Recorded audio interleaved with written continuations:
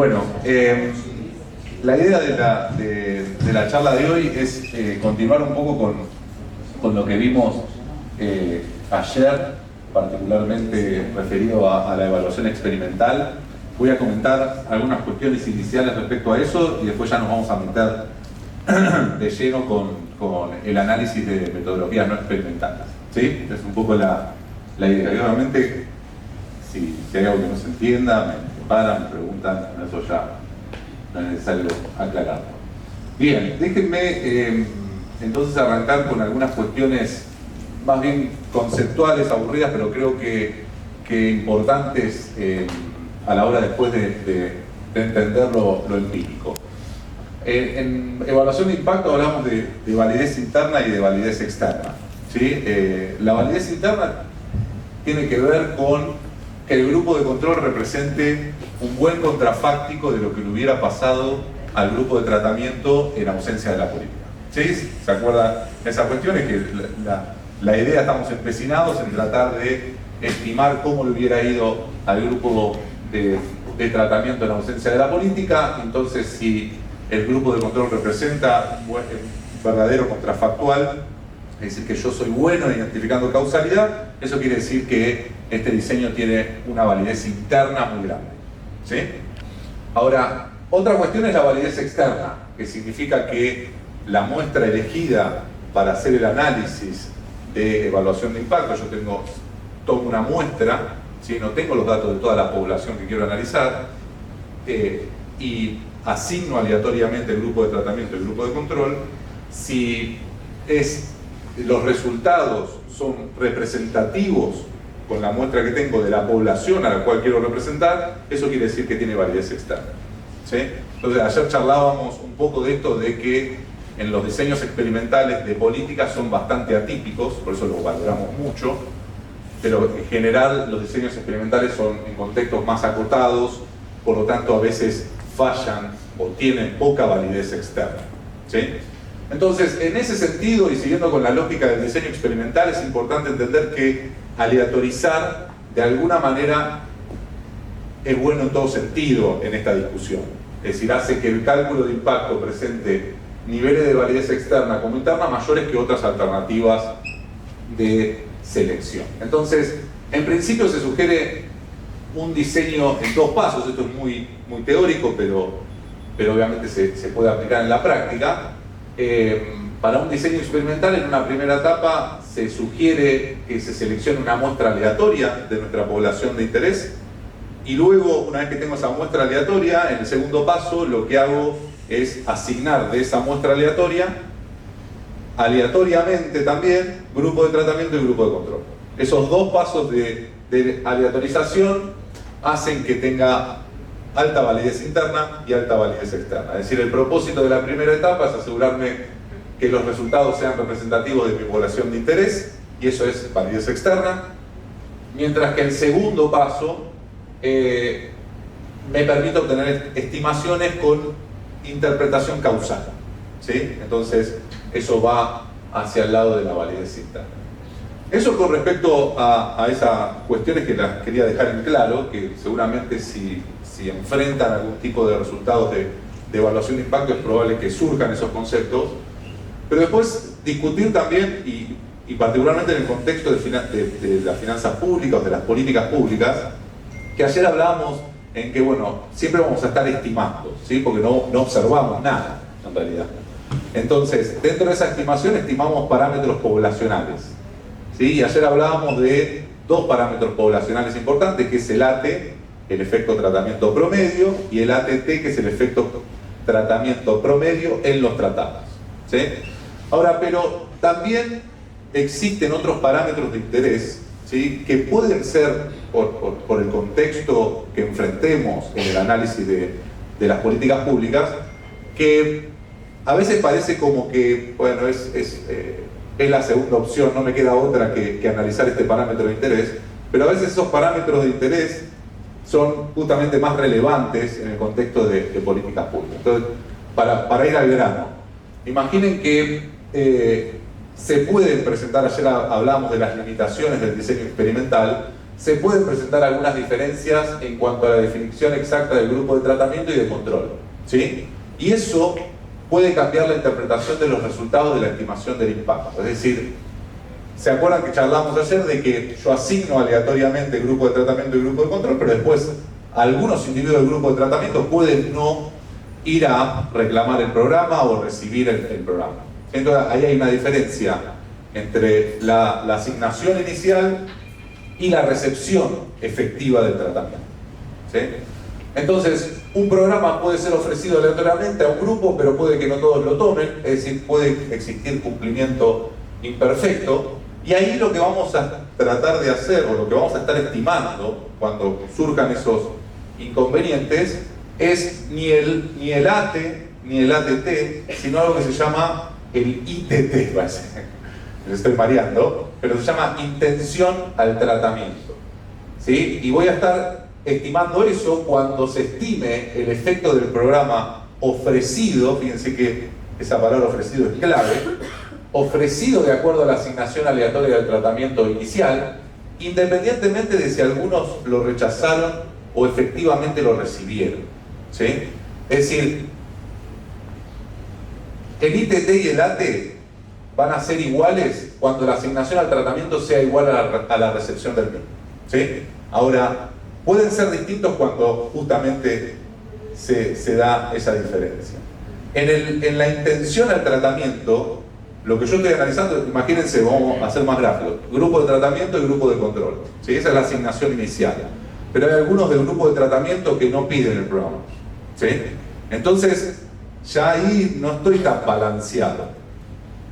Entonces, ¿qué hago? Bueno, no importa, aunque algunos no hayan recibido el programa, los voy a considerar sus resultados para hacer el análisis de impacto, por más que no lo hayan recibido algunos.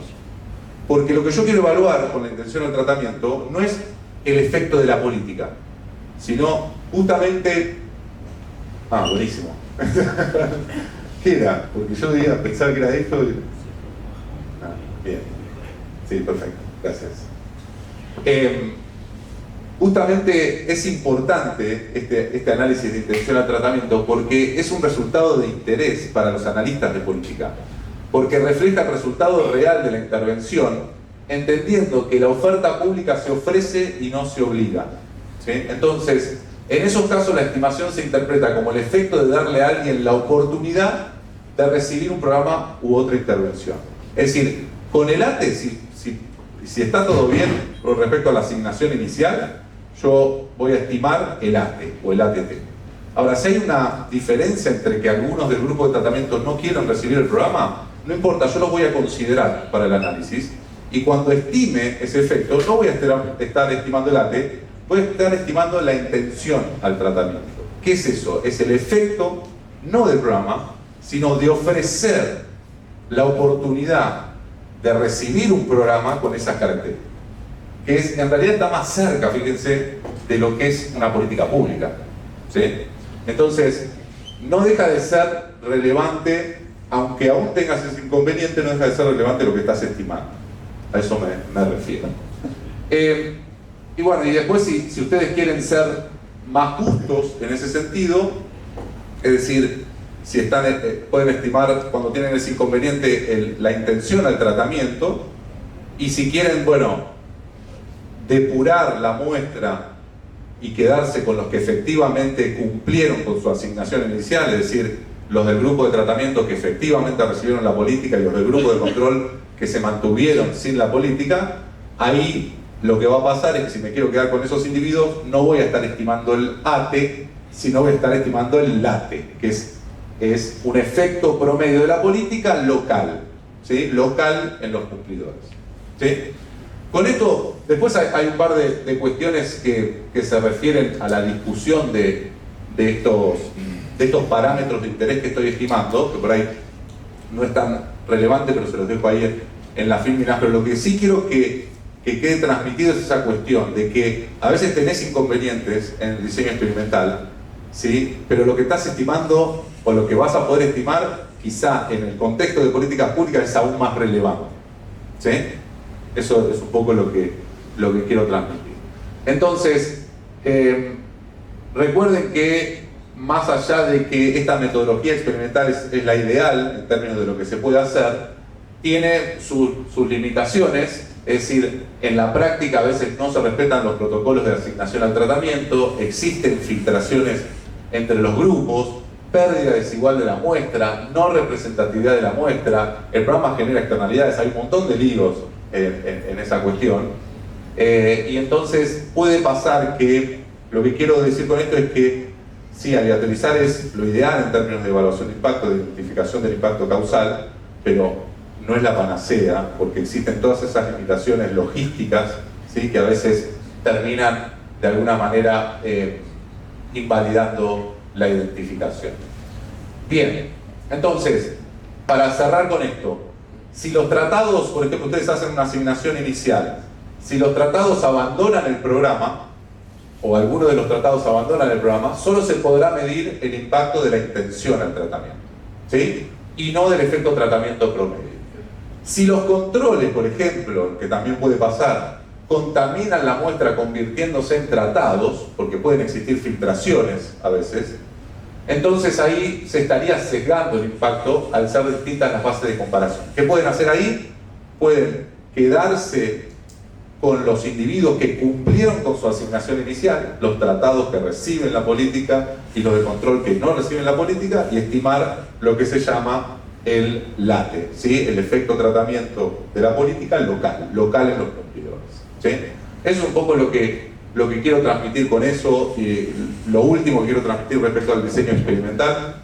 Ahora, si les parece, avancemos con lo que tiene que ver con el diseño no experimental. Es decir, típicamente en ausencia de una posibilidad de hacer una asignación aleatoria, ¿sí?, que es lo que típicamente observamos, una política pública focalizada sobre grupos de individuos con características específicas, ¿sí?, eso ya lo hace una asignación no aleatoria. Entonces, en ausencia de experimentos, ¿qué tengo que hacer? Tengo que aplicar técnicas no experimentales. ¿Qué vamos a hacer? Se compara la población que participa en un programa con la población que no participa, pero la diferencia respecto a antes es que la división entre estos dos grupos no es aleatoria, y eso típicamente responde a un montón de cuestiones, pero específicamente a cómo es el diseño de la política, ¿sí? Entonces estamos atados de alguna manera para evaluarlo al diseño de la política. Ahora, obviamente que a la hora de diseñarlo, y esto es importante, a la hora de diseñarlo, si tienen la oportunidad de diseñar una política, también es importante entender que pueden no hacerlo de manera aleatoria, porque tienen que beneficiar a ciertos grupos con ciertas características, pero sí pensar antes en el diseño cómo puedo ir evaluando los resultados de esa política, ¿sí? Eso sí es importante ir pensándolo. Bien, entonces vamos a ver qué posibilidades tenemos y qué conflictos enfrentamos a la hora de analizar el impacto de alguna política con diseño no experimental, ¿sí?, aplicando metodologías no experimentales. Entonces, imagínense que hay un programa de entrenamiento laboral, ¿sí?, y que yo lo que quiero evaluar de ese programa de entrenamiento laboral es si los individuos que reciben ese entrenamiento laboral terminan consiguiendo trabajo, y eso lo voy a medir a través de las horas de trabajo. Es decir, voy a evaluar el impacto de ese programa de entrenamiento laboral sobre las horas trabajadas de los individuos, ¿sí?, si aumentan las horas trabajadas o no aumentan las horas trabajadas, ¿sí? Pero es un ejemplo, muy básico, el ejemplo no es importante acá, sino más bien lo que surge en el medio. Entonces, bueno, ¿qué podría hacer? ¿Qué se les ocurre que podríamos hacer para evaluar el impacto? Bueno, a ver, lo primero, si no sé nada de evaluación de impactos, lo primero que se me ocurre es agarrar y comparar al grupo de tratamiento contra el grupo de control después de la política, ¿sí? Una diferencia simple después de la política, ¿sí? Porque después de la política voy a observar los resultados de la política, lógicamente, y voy a comparar el grupo de tratamiento contra el grupo de control. Entonces, en ese cuadrito vemos que después de la política, el grupo de tratamiento se observa que en promedio trabajan 25 horas semanales, mientras que el grupo de control trabaja 18 horas semanales. Por lo tanto, la diferencia entre los dos es de 7 horas. Entonces voy a salir y voy a decir, bueno, el impacto de esta política, el entrenamiento laboral, generó un aumento de 7 horas de trabajo. ¿Está bien eso? ¿Hay algún problema? ¿Cuál sería el problema? Le falta la información anterior. Bien, pero ¿por qué no le resulta creíble eso? Supongan que no tienen información anterior. Es los únicos datos que tienen. Está bien lo que dijeron, ¿eh? Sí, me falta información, pero digo, ¿cuál es el problema ahí? ¿Qué les parece? Y que al final el que sí trabaja 25 horas, vos estás diciendo que trabaja 7 y en realidad estás trabajando 25. No, la diferencia entre los que están, los tratados son los que reciben el entrenamiento laboral. Ah, ok. Y los del control no reciben el entrenamiento laboral. Y después de ese programa, lo que observo es que trabaja ese grupo en promedio 25 y el grupo de control que no lo recibe 18. Entonces, ¿por qué no podría adjudicárselo a la política esa diferencia? Podrían aumentar los dos, porque podría el de control también ver que se está quedando, lo que fuera, está trabajando más y también se queda a trabajar más y no se capacitó. No Ok, pero el del control no estaría si aumenta. Esa era su posición. No, está bien, pero si aumenta el grupo de control, no aumenta por el programa de entrenamiento laboral. Claro. Entonces, claro, pero si aumenta, en la medición sí me aumentó. ok, aumenta, pero digo, lo que sea, Sí. pero digo, está no recibiendo el programa de entrenamiento laboral. Sí, Y estos sí lo están recibiendo. sí. Pasa que si no sé los tratados cuántas horas hacían antes, Claro, eso.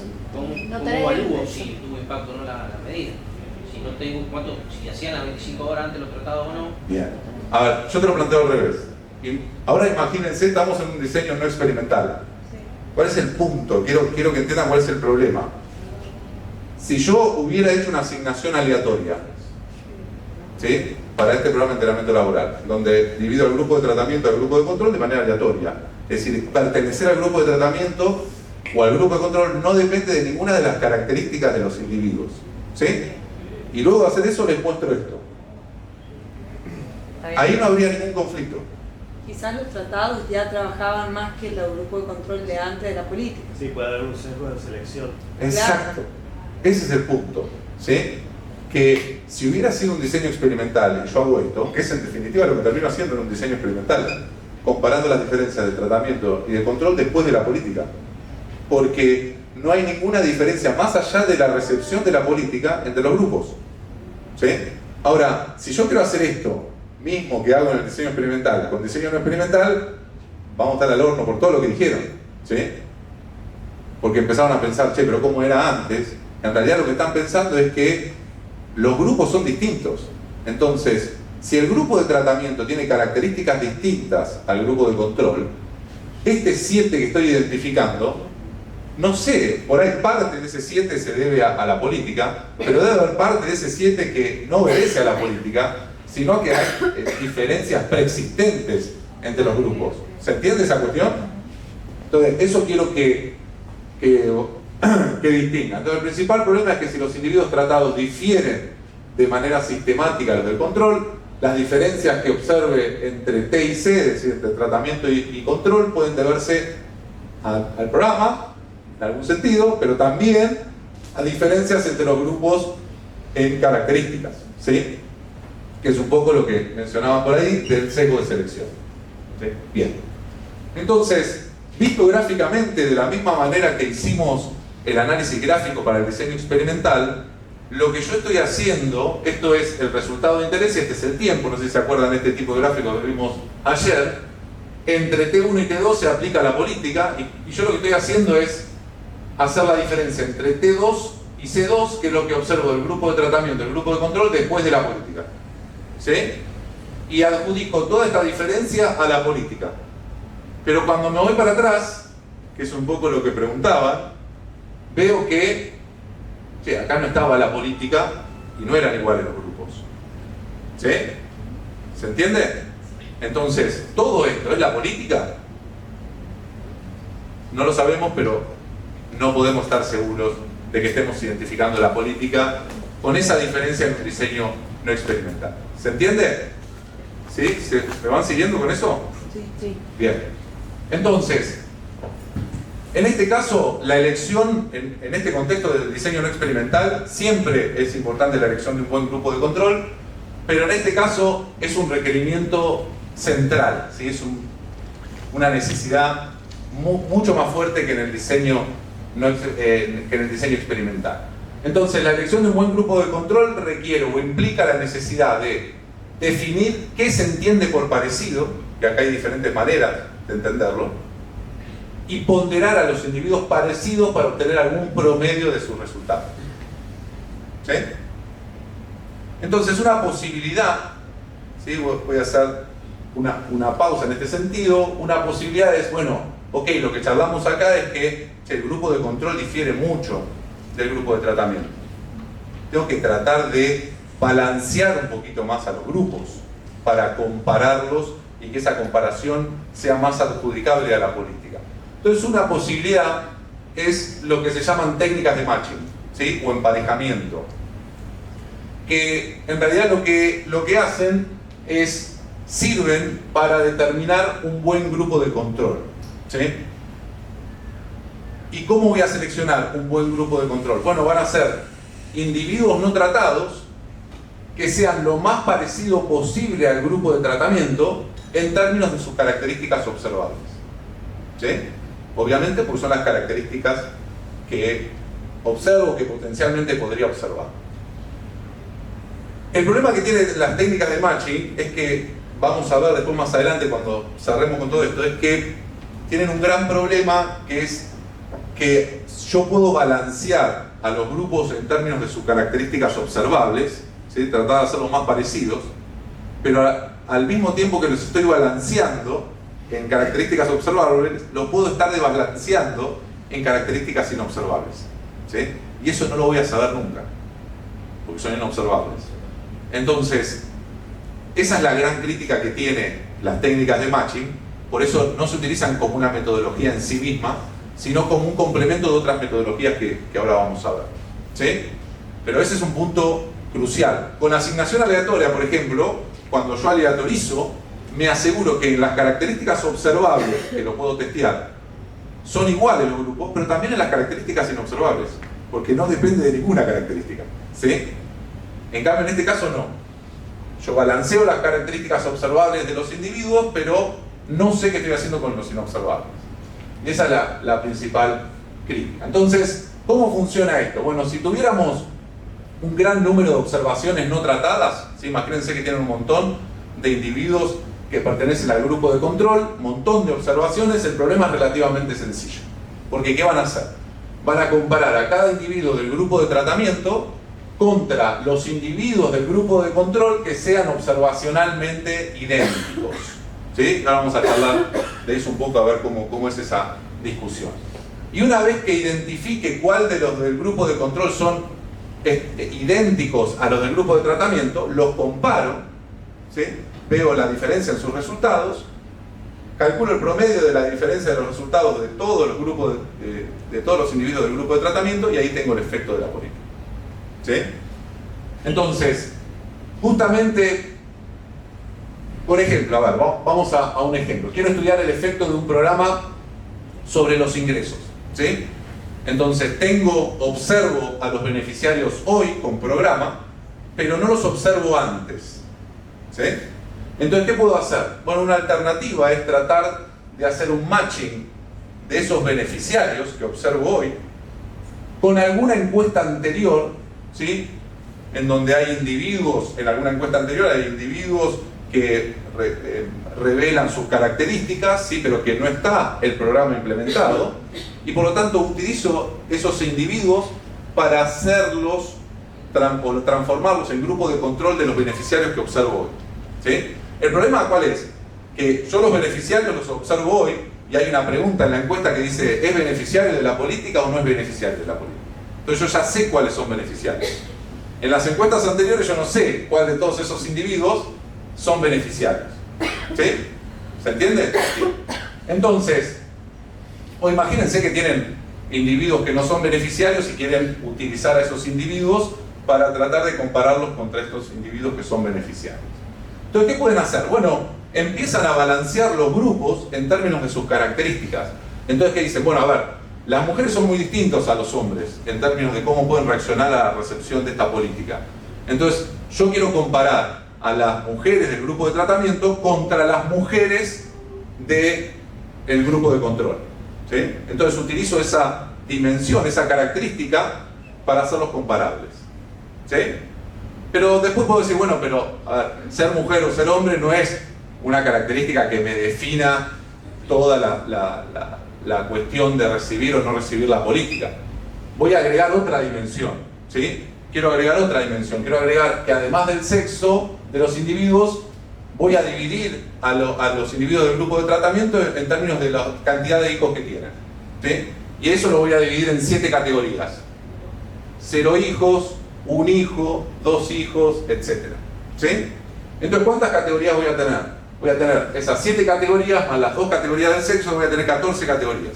Entonces, cada individuo del grupo de tratamiento de alguna categoría en particular de esas 14, las voy a comparar contra individuos del grupo de control que caen en esa categoría, ¿sí?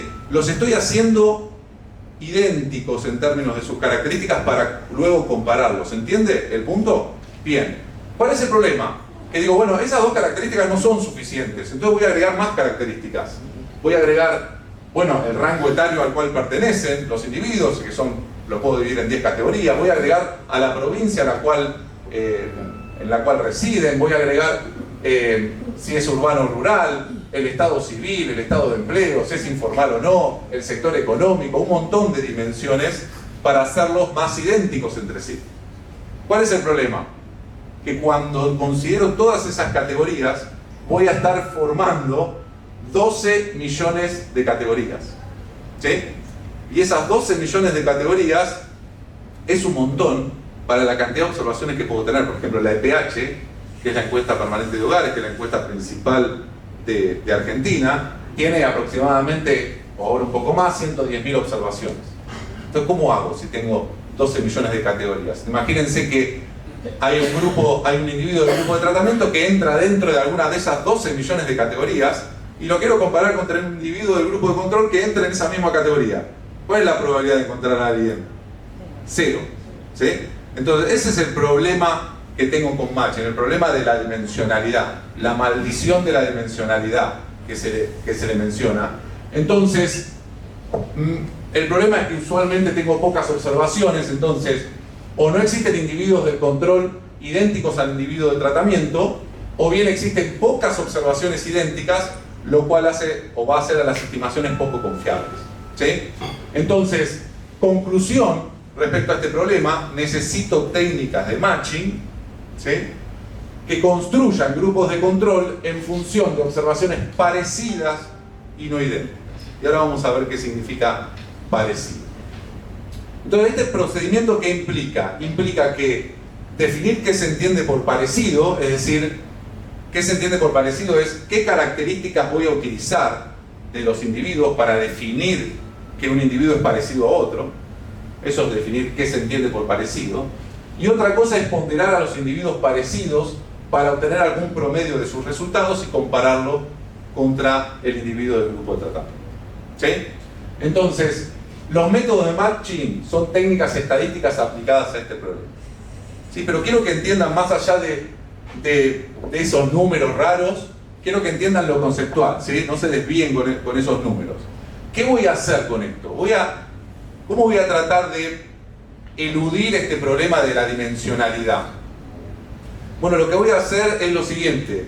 Voy a estimar mediante técnicas computacionales la probabilidad de participar en el programa para cada individuo. Entonces, yo tengo individuos del grupo de tratamiento y individuos del grupo de control. Y tengo un montón de características de esos individuos. Los meto en un modelo que lo que me va a analizar es T, voy a poner acá, perdón. T es si el individuo pertenece al grupo de tratamiento o si el individuo pertenece al grupo de control, es decir, vale 1 si pertenece al grupo de tratamiento y 0 para el grupo de control. Y eso, pertenecer al grupo de tratamiento, al grupo de control, quiero ver qué relación tiene con un montón de características de los individuos. Educación, experiencia, ser mujer u hombre, un montón de otras características como las que mencionábamos más arriba, ¿sí? Entonces, ¿qué voy a calcular, por ejemplo? Ese beta uno que está acompañando la educación me va a decir, si la estimación me da positivo, me va a decir que ser más educado, ¿sí?, hay una mayor probabilidad de participar en el programa si sos más educado. ¿Sí? ¿Se entiende? Entonces, ese modelo me va a permitir calcular o estimar la probabilidad de participar en el programa de acuerdo a esas características, pero tanto para los individuos del grupo de tratamiento como para los individuos del grupo de control. ¿Sí? Imagínense que los individuos del grupo de tratamiento son en su gran mayoría mujeres. Entonces, ¿qué va a pasar con ese modelo? Bueno, el hecho de ser mujer afecta mucho la probabilidad de participar en el programa. Por lo tanto, las mujeres que estén en el grupo de control van a tener una estimación de la probabilidad de participar en el programa relativamente alta. ¿Por qué? Porque tienen una característica, ¿sí?, son mujeres, que explica mucho la participación en el programa o no. ¿Se entiende? Bien, entonces, fíjense cómo resuelvo el problema de la dimensionalidad. Lo que voy a hacer es estimar un score, ¿sí?, o una probabilidad de participar para cada uno de los individuos. Y luego, ¿qué voy a hacer? Bueno, voy a definir parecido de acuerdo a esa probabilidad. Entonces voy a agarrar un individuo del grupo de tratamiento, ¿sí?, y lo voy a comparar ¿contra quién? Contra algún individuo del grupo de control, pero de los individuos del grupo de control voy a seleccionar el que tiene una probabilidad de participar en el programa bien parecida al individuo del grupo de tratamiento. ¿Y eso qué me está diciendo? Que esos dos individuos, ¿sí?, uno pertenece al grupo de tratamiento y uno al grupo de control, pero en términos de sus características, de todas esas características en conjunto, son muy parecidos. ¿Sí? Entonces, ahí defino parecido, balanceo los grupos y calculo las diferencias entre esos individuos. ¿Se entendió cómo funciona? Por eso digo, no se dejen llevar por esas cuestiones. Entonces se obtiene el puntaje para cada individuo, la posibilidad de ser beneficiario de acuerdo a esas características, y fíjense que lo que hace es reducir el problema de la dimensionalidad a un score, ¿sí?, a un numerito. Cada individuo tiene un numerito asignado que resume un montón de características. ¿Sí? Entonces, con ese numerito, en realidad, estoy balanceando a los individuos en un montón de características al mismo tiempo. Eso es un poco cómo funciona. Después, hay diferentes alternativas para hacer las comparaciones. Yo puedo usar el matching 1 a 1, que es el que les expliqué recién.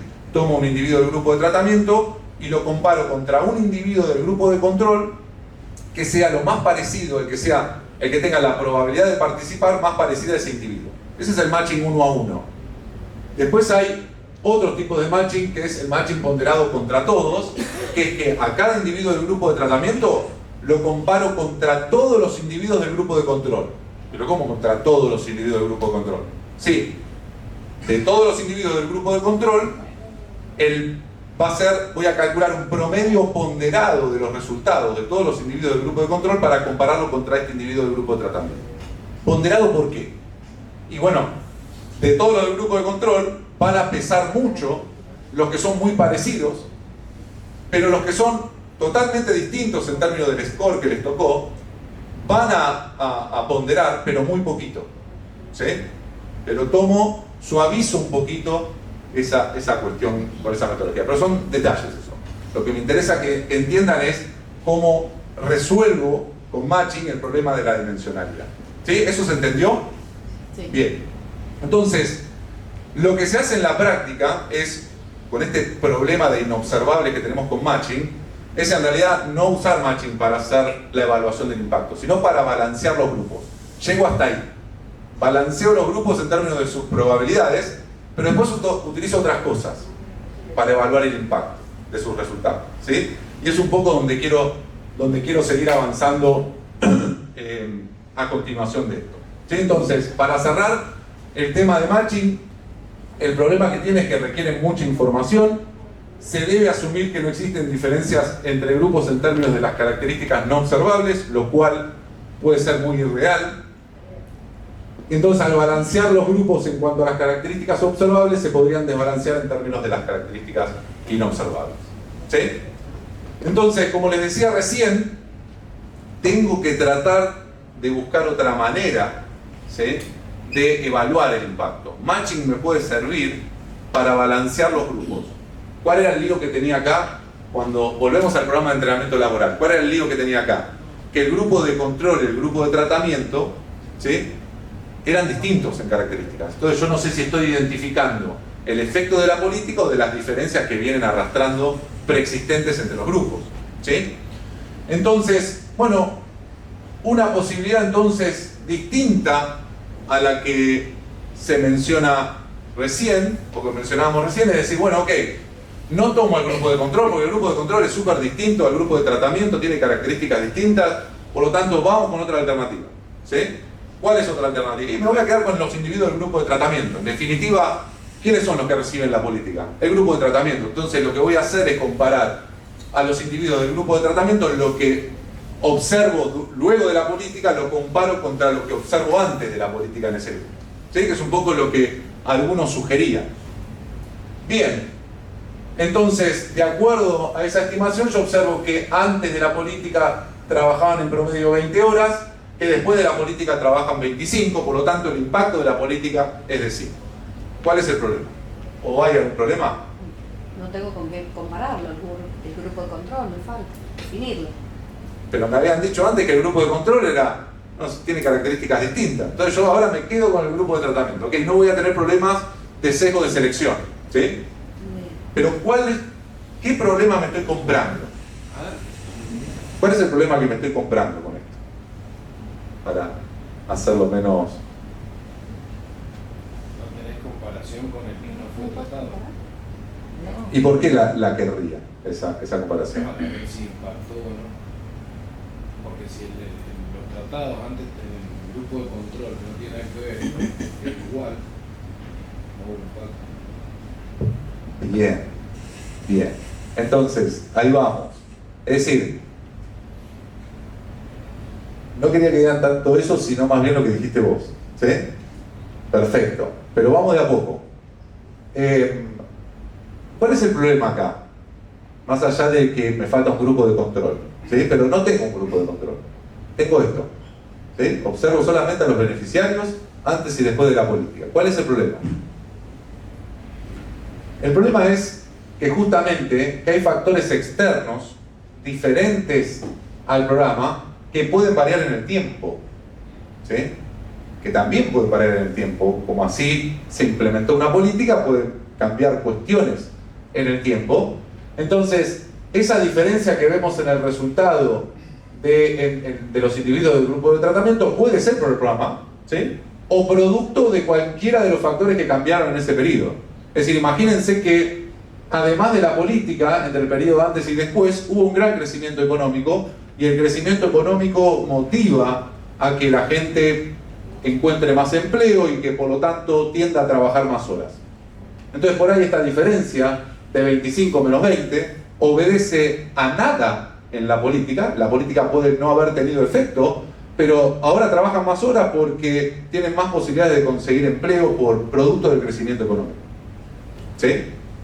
Entonces yo me voy a estar comiendo el hecho de que esto es por el entrenamiento laboral, hagamos programa de entrenamiento laboral, cuando en realidad el programa de entrenamiento laboral no genera ningún impacto. ¿Sí? ¿Se entiende esa discusión? Entonces ahí tengo, en lo anterior tenía el problema del sesgo de selección. Y acá tengo el problema de que, pueden pasar cosas distintas en el tiempo, además de la política, que me pueden estar gobernando ese resultado. ¿Sí? Bien.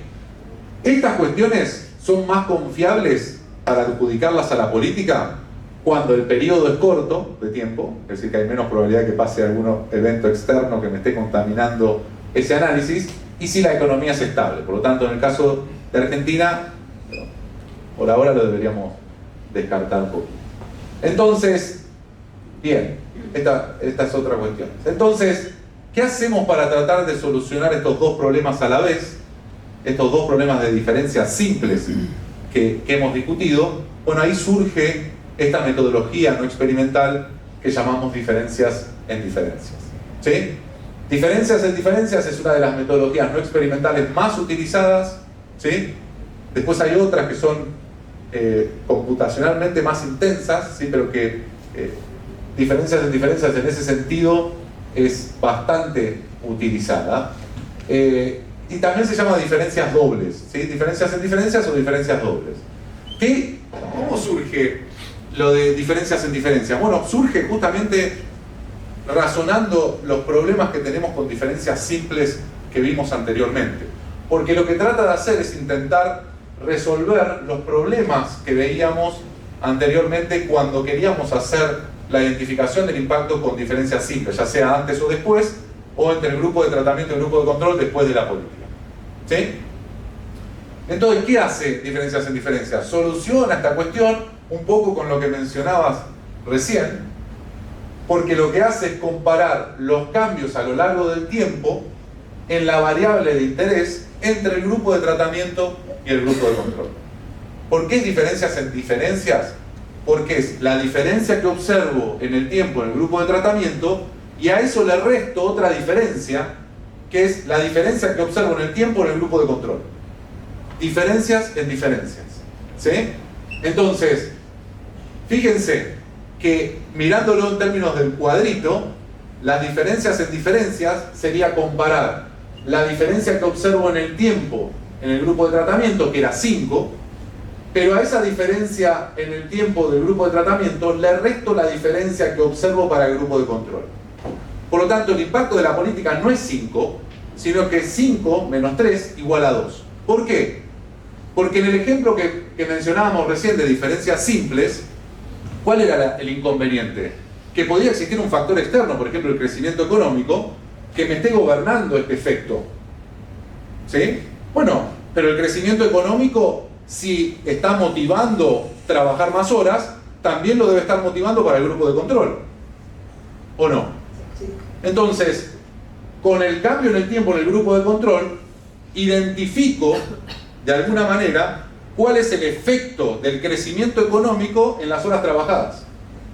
Y como este valor tiene el efecto de la política más el efecto del crecimiento económico, le resto el efecto del crecimiento económico y me queda el efecto de la política. ¿Se entiende? Lo pueden ver al revés también. Cuando veíamos el primer problema, cuando veíamos que hacíamos 25 menos 18, que nos daba 7, ¿cuál era el problema que teníamos ahí? Que ese 7 puede estar incluyendo el efecto de la política, pero el efecto de diferencias que se vienen arrastrando entre los grupos preexistentes. ¿Sí? Bueno, ok. Yo ahora tengo las diferencias entre los grupos antes de la política. Es decir, estas son las diferencias entre el grupo de tratamiento y el grupo de control que existían sin la política. Por lo tanto, me muestran las diferencias que hay entre los grupos. ¿Sí? Y entonces, a esta diferencia de 7 que tiene el sesgo de selección y el efecto de la política, le resto el sesgo de selección que lo tengo en la diferencia antes. ¿Sí?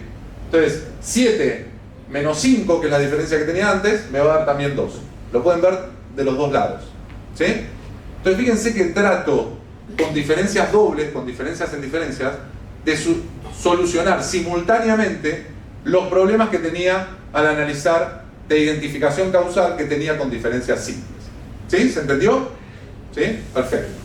Entonces, el problema antes y después es que no controla por otros factores distintos al programa que cambian en el tiempo, y ahora se consideran los cambios en el tiempo en el grupo de control, y el problema de tratados versus control después, el problema inicial que vimos, es que no tiene en cuenta las diferencias entre grupos, pero ahora se consideran las diferencias entre grupos antes de la política, por lo tanto voy a poder depurar eso y tener el efecto por diferencias dobles de la política.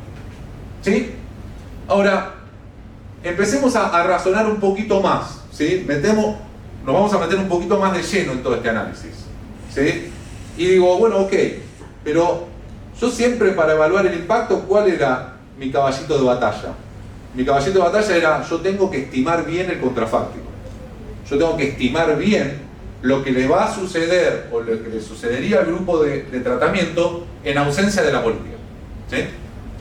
En esa discusión, fíjense que el supuesto central que toma diferencias en diferencias es que el cambio observado, ¿sí? El cambio que observo en el grupo de control es semejante al cambio que habría experimentado el grupo de tratamiento en ausencia de la política. ¿Qué estoy haciendo en ese sentido? Estoy diciendo que puedo identificar el impacto de la política con diferencias en diferencias porque observo el grupo de tratamiento, observo su evolución en el grupo de tratamiento, pero además tengo una estimación de su contrafáctico. ¿Cuál es su contrafáctico? Que hubiera evidenciado el grupo de tratamiento en ausencia de la política, hubiera evidenciado una evolución similar a la que observo en el grupo de control. ¿Sí? ¿Se entiende? Ahora lo vamos a ver en términos gráficos. Es decir, que en ausencia del programa se habla de que hubieran existido tendencias iguales, ¿sí?, de cambios entre el grupo de tratamiento y el grupo de control. En términos gráficos, en estos grafiquitos que venimos haciendo, ¿sí?, esto es diferencias en diferencias. Es decir, fíjense que todos los puntitos negros es lo que observo. Y este cuadradito rojo no lo observo, lo estimo. ¿Sí? No lo observo. Entonces, fíjense. T2 es el grupo de tratamiento, lo que observo del grupo de tratamiento después de la política. Lo observo. C2 es lo que observo del grupo de control después de la política. Y C1 y T1 es lo que observo también del grupo de control y del tratamiento antes de la política.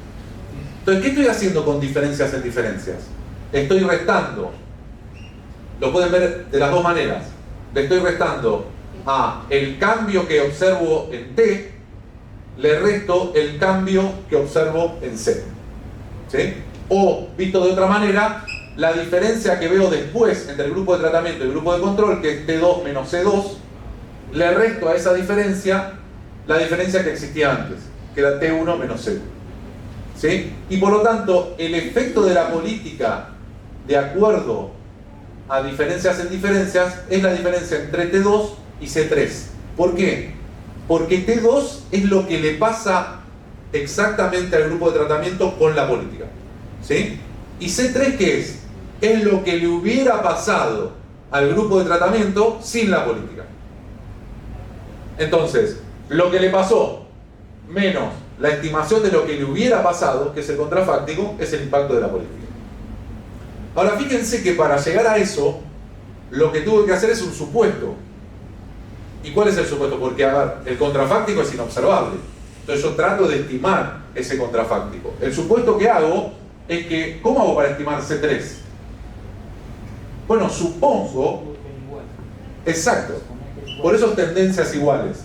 Supongo que en ausencia de la política, si la política no hubiera existido, el grupo de tratamiento hubiera evolucionado igual a lo que observo que evoluciona el grupo de control. Con niveles distintos, obviamente, pero la evolución similar. ¿Se entiende? Entonces, con eso soy capaz de estimar C3 y por lo tanto el impacto de la política.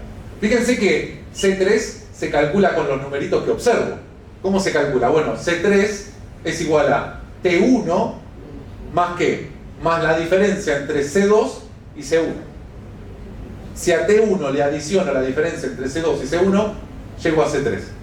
¿Sí? Que es lo mismo que estamos discutiendo. ¿Alguna duda con esto? ¿Estamos? ¿Se entiende? Esas diferencias en diferencias. Fíjense que es un concepto muy simple, pero a su vez que se utiliza en discusiones de evaluación de impacto muy complejas, pero porque los modelos después se complejizan, pero la idea detrás de eso, ¿sí?, es esta idea. ¿Sí? Es esta idea. Entonces, cuando ustedes lean que se hizo una evaluación de impacto con diferencias en diferencias, eso es a lo que apunto. Que sepan leerla, que sepan cuáles son los inconvenientes, porque también hay inconvenientes en diferencias, que sepan esas cuestiones. ¿Sí? Bien, entonces, hay una necesidad de tener información antes y después para ambos grupos, en este caso.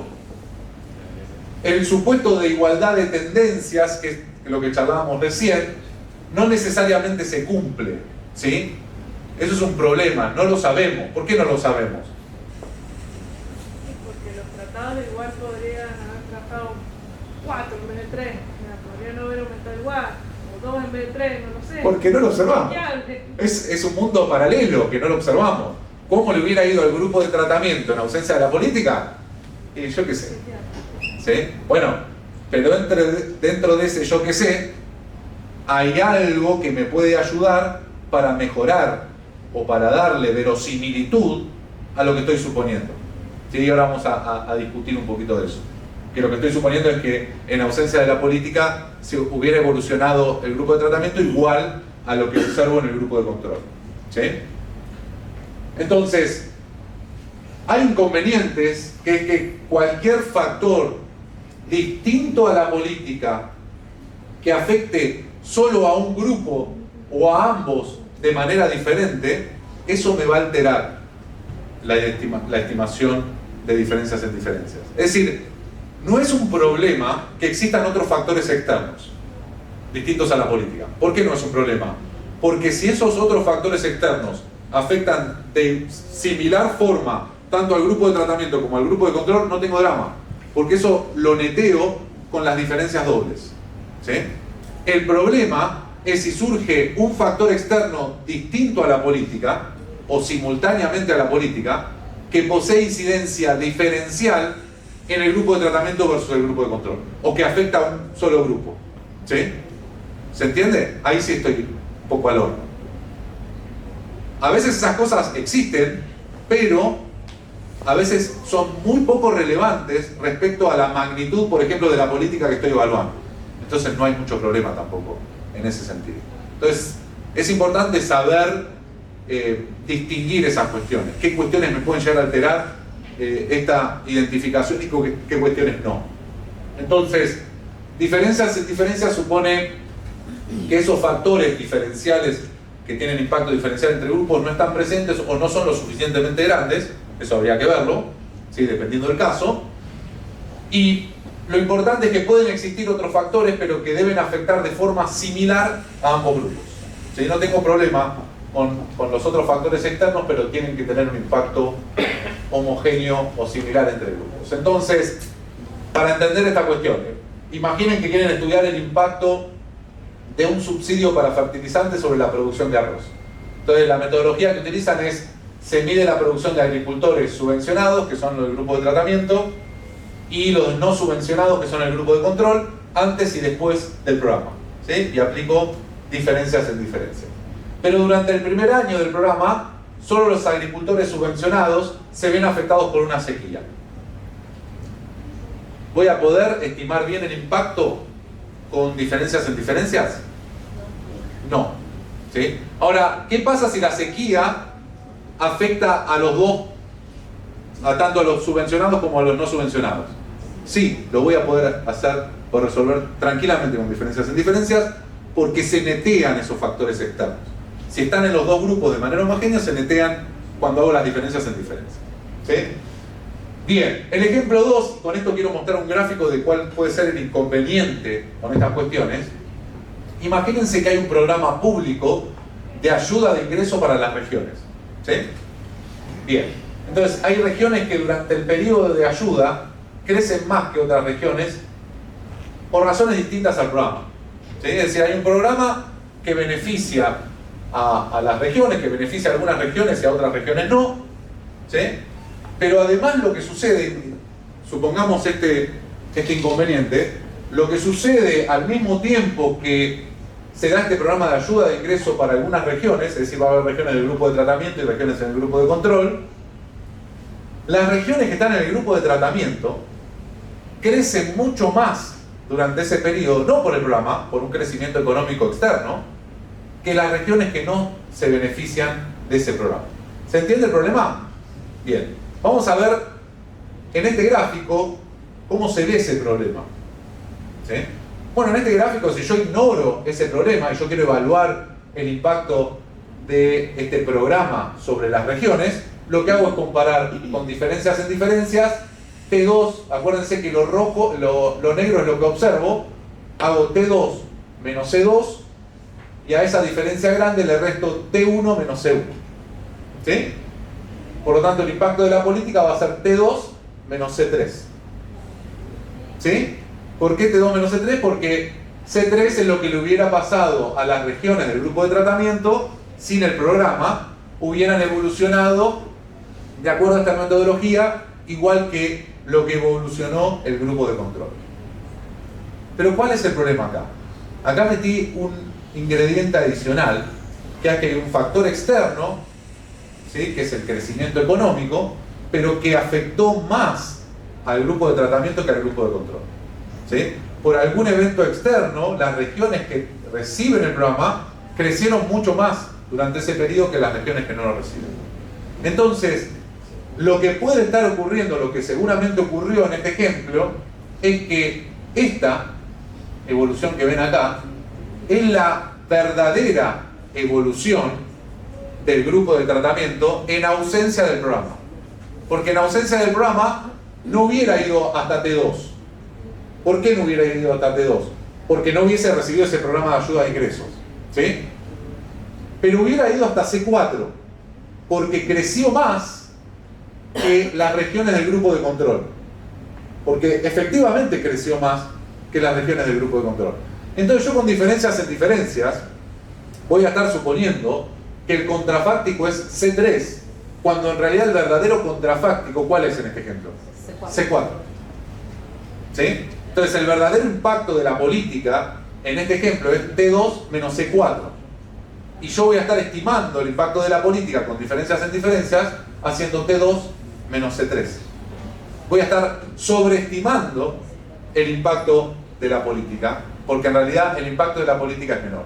Entonces se entiende que cuando hay un factor externo, pero que ese factor externo afecta a uno de los grupos o los afecta a los dos, pero de manera diferencial, ¿tengo un inconveniente? ¿Sí? No tengo un inconveniente cuando, si este crecimiento económico hubiera sido parecido para las regiones del grupo de tratamiento o para las regiones del grupo de control. ¿Sí? ¿Estamos con eso? Bien. Perfecto. Entonces, en este caso, digo, con diferencias en diferencias, el impacto estimado es T2 menos C3, pero en este caso diferencias en diferencias genera un sesgo, porque el contrafáctico, el supuesto de igualdad de tendencias, que supone que el sesgo de selección se mantiene constante en el tiempo, ¿sí? No es así, no se mantiene constante. Fíjense que leyendo esto me hace acordar de que hay una cuestión que no mencioné. Fíjense que por ahí es importante para esta discusión. Con asignación aleatoria, vuelvo para atrás, ¿sí? Con asignación aleatoria, ¿cuál era el tema? Que al asignar aleatoriamente el grupo de tratamiento y el grupo de control, elimino por definición el sesgo de selección. ¿Sí? ¿Se entiende? Bien. Acá, elimino el sesgo de selección porque es el principal enemigo contra el cual estoy compitiendo para identificar el impacto. En diferencias, elimino el sesgo de selección como lo elimino en la metodología experimental. ¿No? ¿Y qué hago? Porque si tengo el problema de sesgo de selección, no estamos bien. ¿Qué estoy haciendo con el sesgo de selección? Bueno, con el sesgo de... Perdón. ¿Estarías disminuyendo o compensando porque los dos están teniendo el mismo error?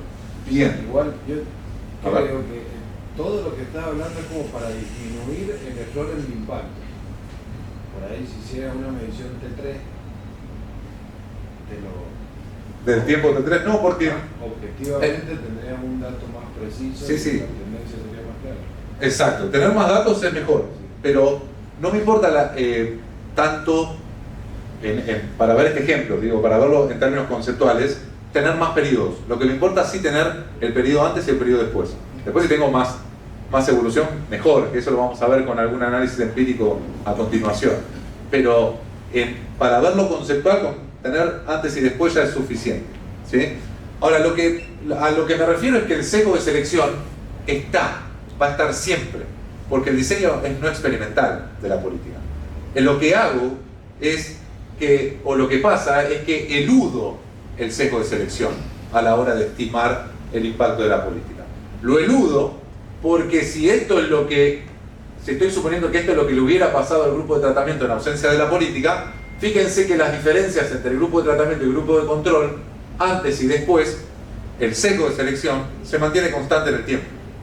Entonces, si se mantiene constante en el tiempo, lo puedo eludir con diferencias en diferencias, pero voy a tener que convivir con eso, ¿sí? En las metodologías no experimentales hay que tratar de convivir, o no nos queda otra que convivir con el sesgo de selección, pero tratar de eludirlo a la hora de identificar el impacto causal, ¿sí? Porque si no lo eludo, la causalidad pierde validez, ¿sí? Bien, entonces, El supuesto de igualdad de tendencias, ¿sí?, no se puede demostrar porque es inobservable, pero hay argumentos para aumentar su verosimilitud, ¿sí? Entonces, ¿qué argumentos puedo utilizar? Bueno, un poco lo que mencionaban recién, tendencias previas semejantes.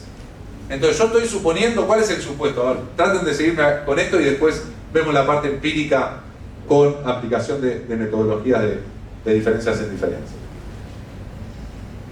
¿Qué pasa si hay tendencias previas semejantes? Bueno, yo estoy suponiendo, vuelvo al gráfico anterior, yo estoy suponiendo que en ausencia de la política, el grupo de tratamiento se hubiera comportado igual al grupo de control.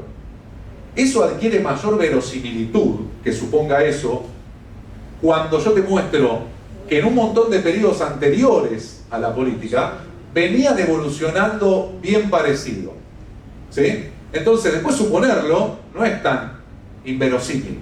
Ahora, si venían comportándose de cualquier forma, y después yo quiero suponer eso, y no sé si te creo tanto, ¿sí? ¿Se entiende? Entonces, hay maneras de aumentar su verosimilitud. Una es esa, una es argumentar que los otros factores o intervenciones que pueden existir además de la implementación de la política, o existe ausencia de esos factores, o no son tan importantes como los efectos que puede generar la política. Y otra es aplicar lo que se llama experimentos falsos o experimentos placebos, ¿sí? Y ahí hay miles de maneras de hacerlo. Por ejemplo, un ejemplo de experimento falso o placebo es que imagínense un programa que se implementó en 2008 y ustedes evalúan el impacto y encuentran un efecto de ese programa, y después lo que hacen es se evalúa el efecto del programa suponiendo una fecha falsa del mismo, ¿sí? Entonces se evalúa el impacto suponiendo que esa política se implementa en el año 2007 y se evalúa otra vez si hay efectos, ¿sí? Si hay efectos también con esa fecha falsa, lo primero pierde valor, porque la pregunta es, che, entonces antes ¿qué estaba identificando? ¿El impacto de la política o de cualquier otra cosa? ¿Sí? Otra manera de identificar o de hacer experimentos falsos o placebos para darle más validez al resultado principal de la evaluación del impacto es, se evalúa el impacto, por ejemplo, de un programa sobre alguna variable que no debería afectar. Entonces, por ejemplo, evaluar si un programa de agua potable reduce, primero con ese programa de agua potable analizan si reduce las enfermedades relacionadas con el agua, ¿sí? Y encuentran un impacto. Entonces, para validar ese resultado principal, lo que pueden hacer es evaluar el programa, el impacto que tiene el programa, en la mortalidad de enfermedades no vinculadas para nada con el agua, ¿sí? Si encuentran también un efecto, lo anterior pierde. No es parámetro de control. Claro, porque digo, bueno, ¿qué estaba identificando antes? ¿El efecto de la política o de algo que no estoy viendo? ¿Sí? ¿Se entiende? Bueno, entonces son diferentes maneras de hacer. Lo último engorroso y después, lo último antes de lo empírico, ¿sí?, es mostrarle, a ver, esto es un modelo, el modelo que tienen que aplicar para aplicar diferencias en diferencias. No me quiero detener mucho en esto porque no tiene sentido. Quiero que vean la diferencia nada más con respecto al diseño experimental, ¿sí? Acá tengo la variable de interés. Y cuando aplicaba el diseño experimental, solamente incluía en el modelo una variable que me identificaba si el individuo pertenecía al grupo de tratamiento, que es esa variable T, ¿sí?, o si pertenecía al grupo de control. Entonces, con el diseño experimental solamente necesitaba incluir esta variable. ¿Se entiende? Y este beta me iba a dar la diferencia entre el grupo de tratamiento y el grupo de control para ese resultado de interés. ¿Por qué en el diseño experimental solamente incluía esa variable? Porque había ausencia de sesgo de selección. Yo ya eliminaba el sesgo de selección. Entonces, todas las diferencias que veía entre el grupo de tratamiento y el grupo de control era por la política. Entonces, no necesitaba incluir otras variables. En diferencias, además de la variable que identifica el grupo de tratamiento, para identificar el impacto de la política por diferencias en diferencias, incluyo una variable P que identifica con un 1 los periodos que son posteriores a la política y con un 0 los periodos que son anteriores a la política, ¿sí? Y además de incluir una variable P, incluyo una interacción entre la variable de tratamiento y la variable P. Interacción significa multiplicar las dos variables, ¿sí? Y lo que es clave, digo, acá tienen toda la explicación de de por qué este parámetro es clave, pero fíjense que cuando estimen todo este modelo, el beta 3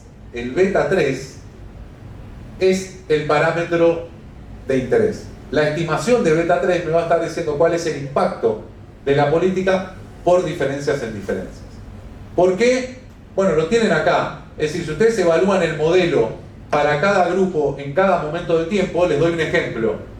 Por ejemplo, ¿cuánto vale el valor de este modelo? ¿Cuánto vale este modelo para el grupo de control después de la política?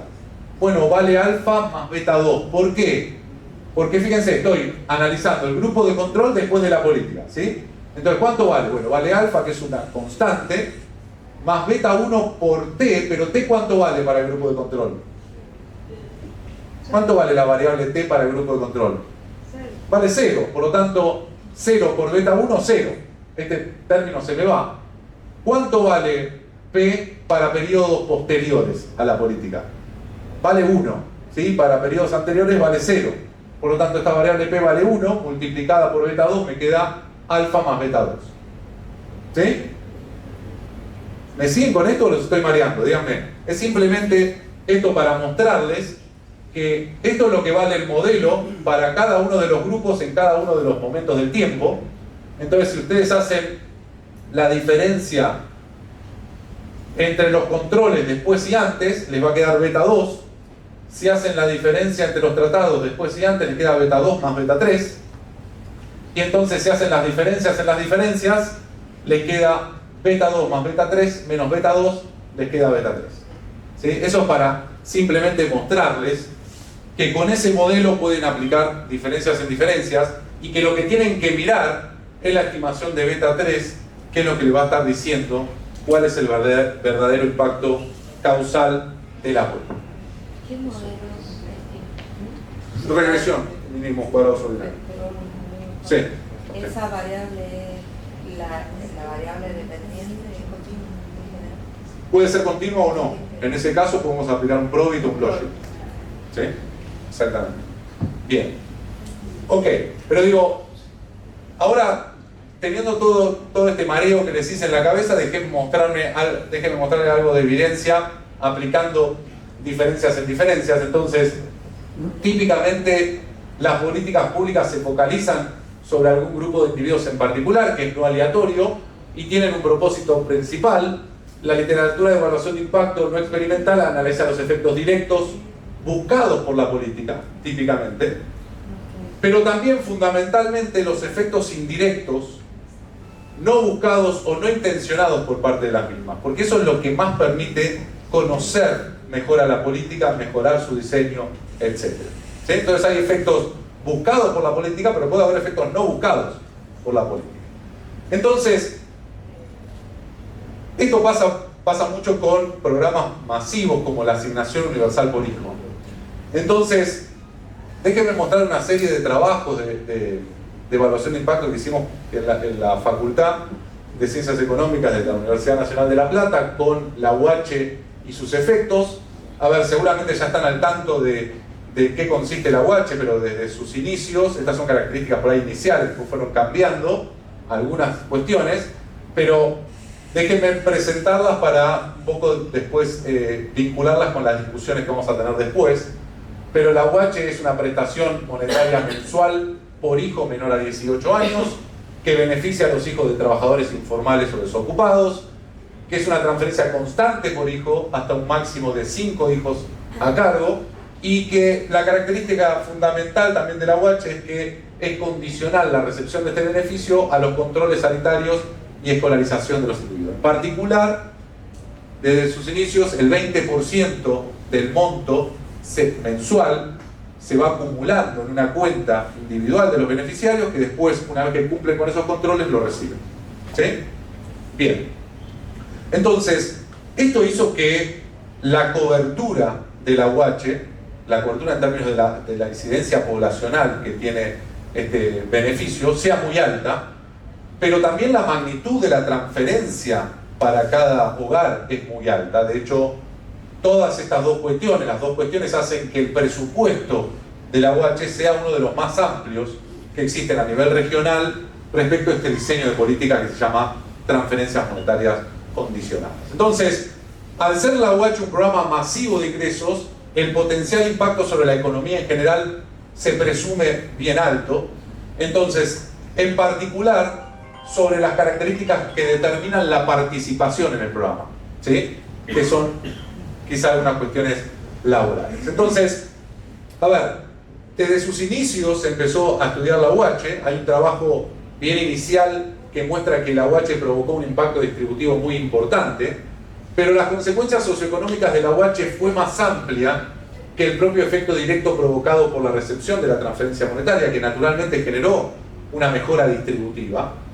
Entonces ahí nos metimos nosotros, empezamos a analizar los efectos buscados por la política y los efectos no buscados por parte de esta política. Entonces les muestro dos trabajos en ese sentido.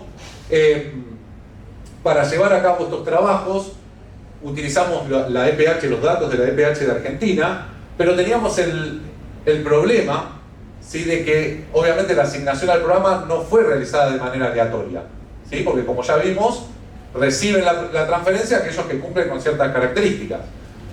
Y el problema que teníamos con la EPH es que no permite identificar a los beneficiarios de la UH. No hay una pregunta, ahora creo que está por salir o ya salió, pero antes no existía una pregunta específica o no la publicaban, ¿sí?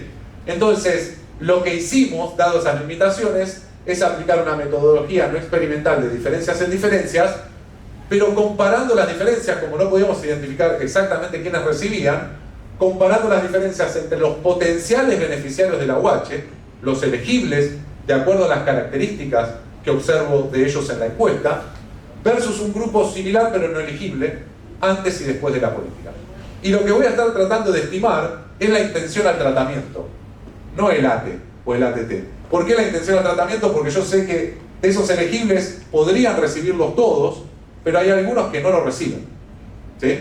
Hay algunos de esos elegibles que yo identifico, de acuerdo a sus características, que pueden recibirlo o pueden no recibirlo, no lo sé, ¿sí? Por lo tanto voy a estar estimando la intención al tratamiento. Entonces uno de los primeros de los trabajos que hicimos es estudiar la UH y los efectos educativos. ¿Por qué hicimos eso? Porque se establece una condicionalidad sobre la educación y naturalmente uno espera que aumente al menos la asistencia escolar, ¿sí? Entonces, como está sujeto al cumplimiento de la asistencia escolar, hay un potencial efecto directo, ¿sí?, buscado por la UH sobre la asistencia escolar, en un contexto importante a tener en cuenta que la asistencia escolar a la primaria es casi universal en Argentina, y la deserción escolar aumenta con la edad. Particularmente la deserción escolar es alta en los individuos entre 15 a 17 años, ¿sí?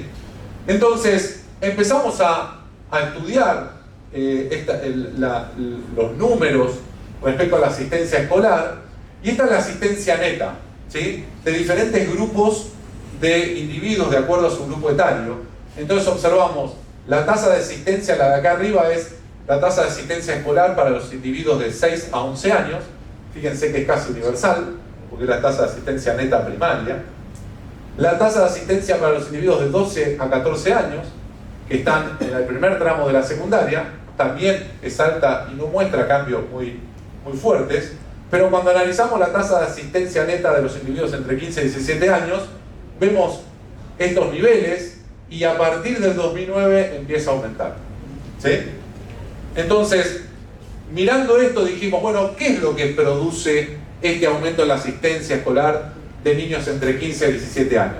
Bueno, hay dos sospechosos en este sentido. Uno es la Ley de Educación Nacional en diciembre de 2006.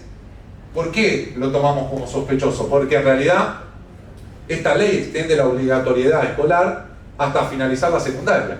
Y justamente a los que agrega en la educación obligatoria son a los individuos de entre 15 y 17 años. Justo que son los individuos que observamos ese crecimiento de la asistencia. Entonces la edad teórica del último tramo de la secundaria, ahora obligatoria, es entre 15 y 17 años y es donde observamos ese crecimiento. Sin embargo, hay un conjunto de razones para no adjudicar el crecimiento de la asistencia a la Ley de Educación Nacional, porque fíjense que la asistencia empezó a crecer a partir del 2010, 3 años después de la Ley de Educación Nacional, por lo tanto no es tan adjudicable. no hubo mecanismos complementarios a la ley capaces de incentivar la asistencia a las clases, la mejora se concentró fundamentalmente en los niños de familias más vulnerables. Entonces, cuando dividimos la tasa de asistencia neta de estos individuos de 15 a 17 años de acuerdo al quintil de ingresos al cual pertenecen, también vemos algo heterogéneo.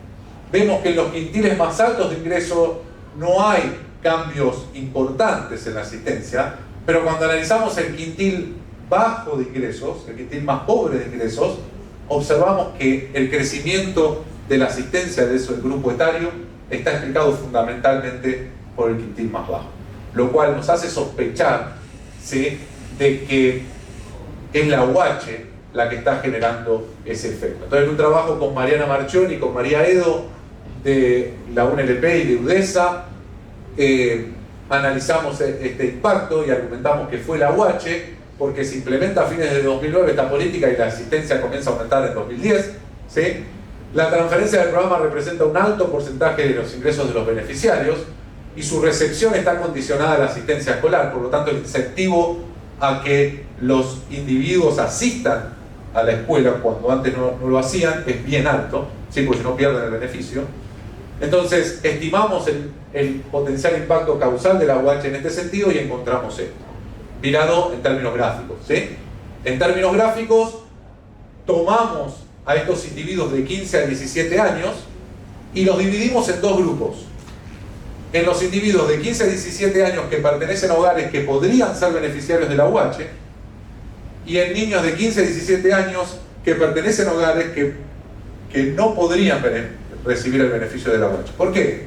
Porque en el grupo de tratamiento, como lo ven acá, en el grupo de tratamiento son niños cuyos padres están inactivos, desempleados, informales, mientras que el grupo de control son individuos de 15 a 17 años, pero que alguno de sus padres sea un trabajador formal, por lo tanto no recibiría la UH. Y lo que observamos, si vemos la evolución de ambos grupos, es que obviamente hay diferencias de niveles, porque el grupo de tratamiento y el grupo de control difieren, ¿sí?, pero la tasa de asistencia se venía moviendo parecida entre grupos antes de la UH, y luego de la UH, fíjense que el crecimiento del grupo de tratamiento es mucho más pronunciado que en el grupo de control. Entonces fíjense que la brecha acá termina siendo esta cuando inicialmente era esta, ¿sí? O sea que el programa benefició no a todos los que se querían beneficiar, sino a solamente 15, 17 años. Exacto. O sea, exacto. Lo que más afectó que más afectó fue a ellos. Y sí, el resto, si no se hubiese hecho a lo mejor para todos los chicos, o sea, ahí habría que analizarlo, hubiésemos tenido la misma incidencia. O sea que el programa en realidad lo tendría que haber aportado a lo mejor a esa edad, en vez de a todos los alumnos. Exacto. En realidad, el programa beneficia a todos. ¿Dónde encontramos un impacto más relevante? Ahí. Exacto. Porque es donde justamente la deserción escolar... Ahora, esto no es calidad educativa, ¿sí? No. Esto es asistencia escolar. Es un primer paso, uno podría decir, ¿no? Pero después hay estudios de calidad educativa y no hay muchos efectos en eso. Sí, si haces estudios de calidad educativa... No hay mucho... No es bueno. No, eso ni hablar. Pero digo, la UH no impactó en ese sentido, ¿sí? No tuvo un fuerte impacto. Sí en la asistencia, no tanto en la calidad, pero tampoco los quiero abrumar con tantos resultados, ¿sí? Pero es así, ese es el punto, donde justamente también una cuestión de diferencial, tiene un impacto diferencial más alto donde estaba más bajo la asistencia, pero fundamentalmente motivó a esos individuos porque eran los que no asistían. En el resto de los grupos etarios, fíjate que es universal, o sea que no va a mover la aguja mucho, porque si ya tenés el 100% de asistencia.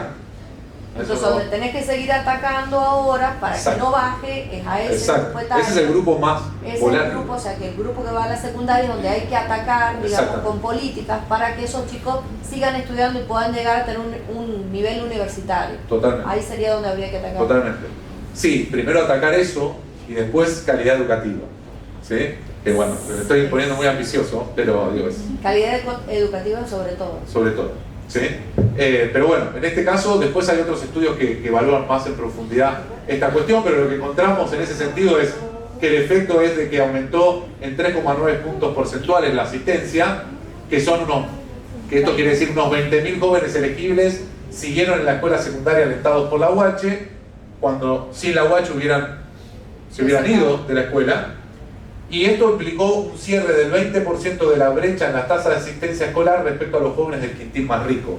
Cuando yo mostraba esto, de los quintiles, fíjense que este es el quintil más pobre y acá arriba está el quintil más rico. La brecha acá es enorme y acá la brecha es más chica, o sea, redujo esa brecha en un 20%. Por eso el impacto distributivo fue importante, ¿sí? El impacto en asistencia educativa es importante, pero también empezamos a... perdón, ¿qué me decía? Perdón.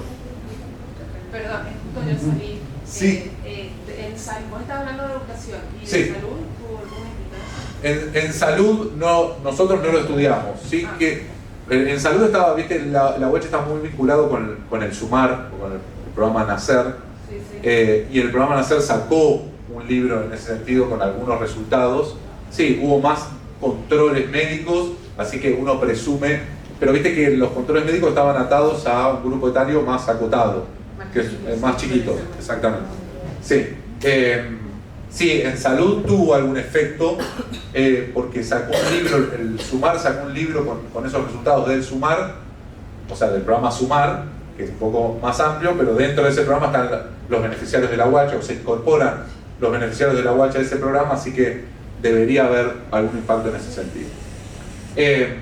Bien, entonces, a ver, lo que hicimos adicionalmente es evaluar el impacto de esta política sobre resultados que por ahí no buscaba la política, pero que al atar su condicionalidad de ser beneficiario a condiciones laborales, por ejemplo, uno presumía que iba a tener algún impacto en el mercado laboral.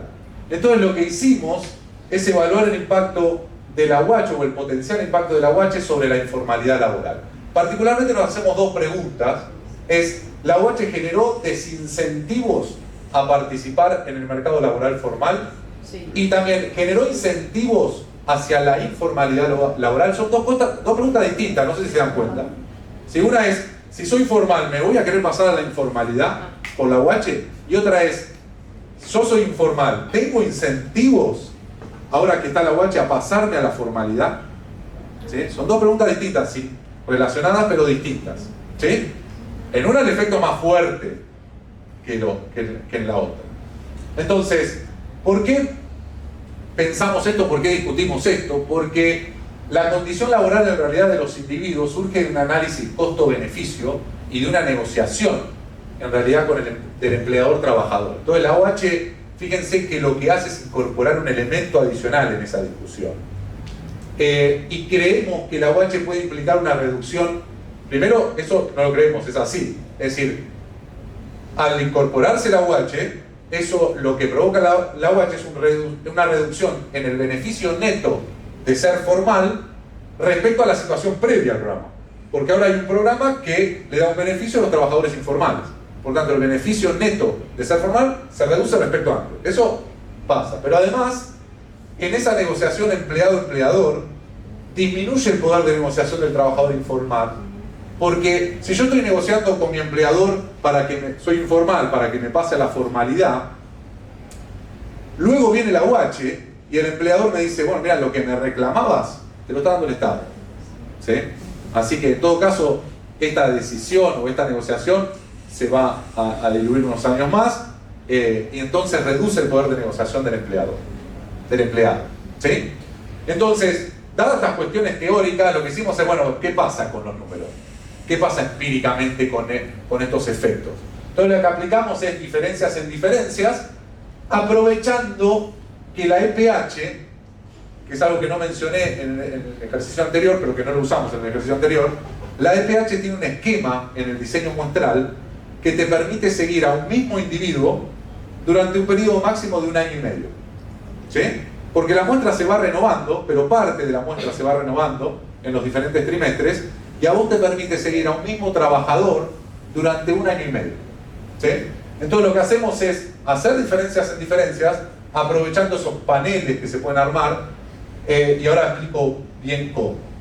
Entonces, lo que hacemos es una identificación del impacto de la política en base a la intención al tratamiento. Otra vez, el ITT que hablábamos anteriormente. Porque en el grupo de tratamiento van a estar los hogares o los trabajadores en hogares pobres con hijos, ¿sí? O pertenecientes a los deciles más bajos de ingresos. Y en el grupo de control van a estar los hogares o los trabajadores en hogares pobres sin hijos. Entonces, fíjense que el primer grupo es potencialmente elegible por la UH, podría recibir el beneficio. El segundo grupo no, porque no tiene hijos. ¿Sí? Y lo que hacemos es analizar cómo son las transiciones hacia la formalidad laboral desde una condición inicial informal. Entonces, ¿qué es este gráfico? Este gráfico me muestra, fíjense, para el periodo 2005-2006, que yo puedo seguir a los mismos individuos durante un año y medio. Entonces, este es el seguimiento de un grupo de individuos durante el 2005-2006. Analizo cuántos de los inicialmente informales en el 2005 se pasan a la formalidad en el año 2006. ¿Sí? Entonces, este numerito, por ejemplo, me dice que aproximadamente el 6% de los trabajadores informales en el 2005 se pasaron a la informalidad en el 2006. Y eso lo hago para el grupo de control, que es el grupo sin hijos, y para el grupo de tratamiento. ¿Sí? Entonces acá tienen 2005-2006, 2006-2007, 2007-2008, 2008-2009. Y esas transiciones son transiciones hacia la formalidad laboral antes de la política. ¿Sí? Todavía no estaba el programa ahí. ¿Y qué observamos en ese sentido? Observamos que las trayectorias en términos de la formalización laboral eran similares entre grupos, y en particular intuitiva respecto a lo que pasaba en el contexto del país, en donde la tasa de formalización aumenta durante esos años porque hay crecimiento económico, porque la economía está creciendo. Luego baja la tasa de formalización porque en el 2009 hay recesión, ¿sí? Entonces, pero baja para los dos, las tendencias se mantienen parecidas, y eso es lo que pasa antes de la UH. Luego de la UH, fíjense cómo se modifican las trayectorias, ¿sí? Mientras que en el grupo de tratamiento, mientras que en el grupo de control, la tasa de formalización laboral vuelve a aumentar, porque el periodo 2010 es un periodo de recuperación económica, luego de la recesión. Entonces, la tasa de formalización tiende a aumentar. ¿Sí? Este salto parece muy grande, pero en realidad, si ustedes lo ven respecto a este punto, pareciera seguir una tendencia bastante parecida a lo que venía observando si sacan la recesión. Mientras que crece para el grupo de control, la tasa de formalización laboral para el grupo de tratamiento, para el grupo beneficiario por la UH o potencialmente elegible, se plancha. ¿Sí? Entonces, ¿qué hubiera esperado uno? ¿Cómo es esto con diferencias en diferencias? ¿Cuál es la estimación del contrafáctico? ¿Qué le hubiera pasado a este grupo de tratamiento que observo de esta manera? ¿Qué le hubiera pasado sin la UH en términos de la formalización laboral? Sido igual que Exacto. Eso es lo que le hubiera pasado. ¿Qué significa? Que la gente no quiso trabajar. No quiso pasarse a la formación. O tal vez no quiso trabajar. También. Hay gente que tampoco quería trabajar. También. ¿Por qué? Porque cuando por ahí ibas a trabajar, había gente que te ofrecía trabajo en blanco y te decía no, porque significa que me vas a pagar lo mismo que estoy cobrando. Excelente. Entonces vos decís no, o sea, ¿qué estás incentivando? No estás incentivando el trabajo, ni siquiera formal. La gente no quería trabajar. Yo he caminado en la calle. Sí. Nosotros en lugares donde la gente te decía, no, yo no voy a trabajar, no me ofrezcas, no pierdas tiempo porque yo así como estoy bien. Bueno, nosotros hicimos un trabajo adicional a esto que analizamos participación laboral, que no es trabajar, sino es los que buscan empleo o los que trabajan, ¿sí? La PEA, la población económicamente activa. Y encontramos que en los hombres no cambia mucho, pero en las mujeres reduce fuertemente la participación. No buscaban trabajo, exactamente. O sea, es así. Sí. Entonces, por ahí, la política que se hizo con un buen, digamos, un buen fin, pero el logro, o sea, a lo que se quería llegar, no tuvo el impacto para el cual fue creada la política. Digamos, porque si lo ves desde el punto de vista educativo, ya afectó solamente a una parte pequeña, que es, digamos, los chicos de la secundaria nada más. Y si lo ves desde el punto de vista laboral, que toda esta gente tendría que estar insertada en el mercado laboral, no lograste eso, sino que al contrario, que se planchara, que no buscase el trabajo, o si buscaban un trabajo porque querían tener un poco más de dinero, buscaban la informalidad, porque no les convenía un trabajo en blanco. Entonces, digamos, ¿qué pasaba? No tenías ni aportes patronales para la parte jubilatoria, no tenías para obra social tampoco, toda esa gente iba al hospital. Entonces, sí, digamos, no se internalizaban los beneficios de la formalidad en largo plazo. Exactamente. Exactamente. Entonces, no después, cuando esos niños, el más chico cumplía 18, esa persona que hace no tiene más ingresos. Bueno, ahora vamos a hablar de eso, porque lo que encontramos es muy interesante, ver los efectos de esto. Claro, empiezan a tener hijos para volver. No, ver los efectos, sí, analizamos A los 14 fecundidad. años sí, es cierto. Ver los efectos de esto de acuerdo, que ahora les muestro, de acuerdo, variaba mucho, y eso es muy interesante, porque está relacionado con lo que decís, respecto a la edad del menor de los hijos.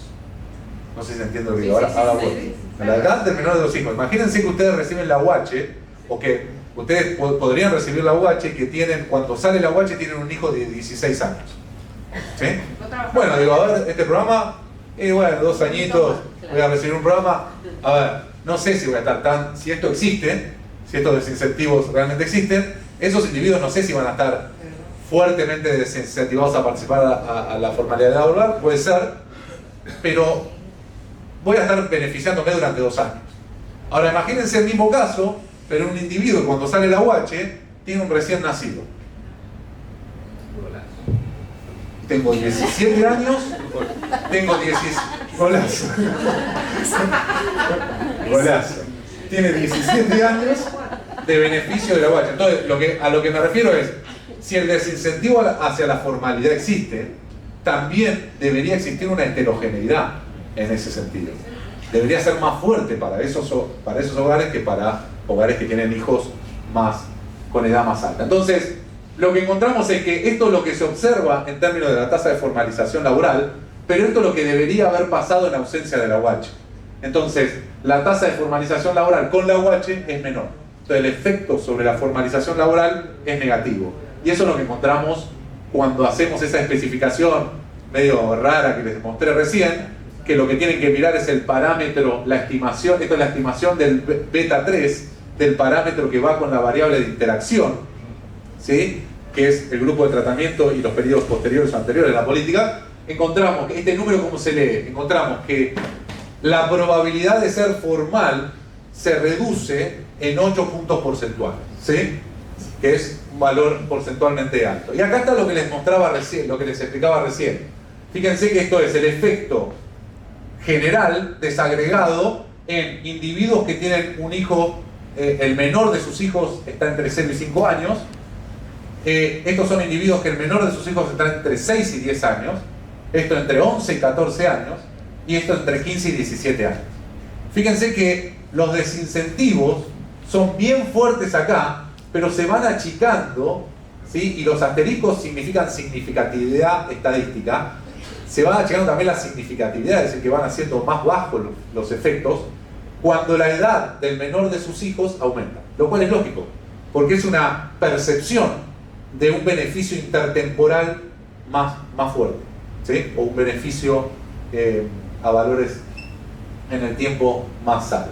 Y eso es lo que encontramos, lo cual es una heterogeneidad en sí mismo, pero además es una heterogeneidad que va en línea un poco con lo que uno espera que suceda, o los incentivos que suceda por la política, ¿sí? Entonces, después lo que hicimos es decir, bueno, ok, pero además de generar desincentivos hacia la formalidad laboral, es decir, si yo estoy en una condición inicial informal, voy a tener menos incentivo a pasarme a la formalidad. Pero ahora la pregunta que nos hacemos es distinta, es, ¿también genera incentivos a que los trabajadores formales se quieran pasar a la informalidad? Y cuando presentábamos esto nos iban con los tapones de punta, porque decían, pero ¿cómo van a querer? No, pero a ver, yo le decía, en el inicio hay monotributistas, que son trabajadores formales, que eran los únicos que no recibían una asignación por hijo. ¿Cuál piensan ustedes que va a ser el incentivo para los monotributistas ahora con la UH? Dejar de pagar el monotributo y recibir la UH. Por eso, después los monotributistas se incorporan recién en el año 2016, creo. Y la UH es de 2009. Y este paper estuvo en la discusión del Congreso, así que en ese sentido nos sentimos muy contentos, pero Igualmente, en este sentido, porque el efecto piense que es mucho más fuerte, de que trabajadores formales se pasen a la informalidad, existe ese incentivo, para mí era claro que existía ese incentivo, pero la evidencia muestra que no hay efectos muy significativos en ese sentido. Que la UH no parece haber generado un incentivo significativo para que individuos desde la formalidad se pasen a la informalidad. Sí, para que individuos informales no se quieran pasar a la formalidad. ¿Sí? Bien, y con eso cerramos. Así que les agradezco un montonazo la concentración.